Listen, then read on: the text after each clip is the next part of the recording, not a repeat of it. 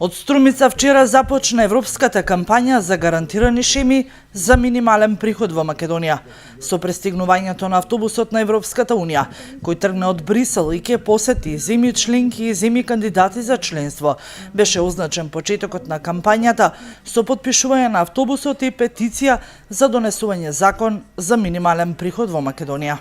Идејата е да бидеме гласни, да бидеме солидарни, да бидеме разнолики во пораките кои што ги испраќаме, а се со цел да се направат шеми за минимален приход кои што ќе гарантираат поквалитетен живот на луѓето и нивно извлекување од сиромаштија. Тоа значи дека ќе им понудиме освен парична помош, опции за користење на социјални услуги и опции за влегување на пазар на труд, меѓутоа не ние, туку тоа треба да го донесе новиот закон за социјална заштита во кој што ние сакаме да дадеме инпут она што граѓаните го бараат и го зборуваат.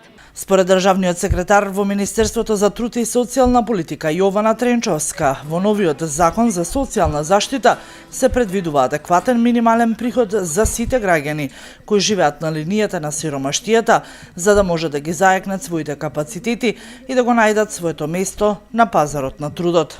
Сите граѓани кои што живеат на линијата на сиромаштија да можат да ги заекнат своите капацитети и да си го најдат своето место на пазарот на труд.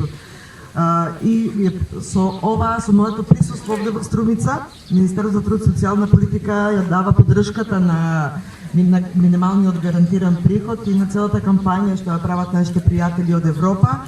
Градоначалникот на Струмица Коста Јанавски смета дека максимално треба да се поддржуваат ваквите проекти кои се бенефит за целата популација.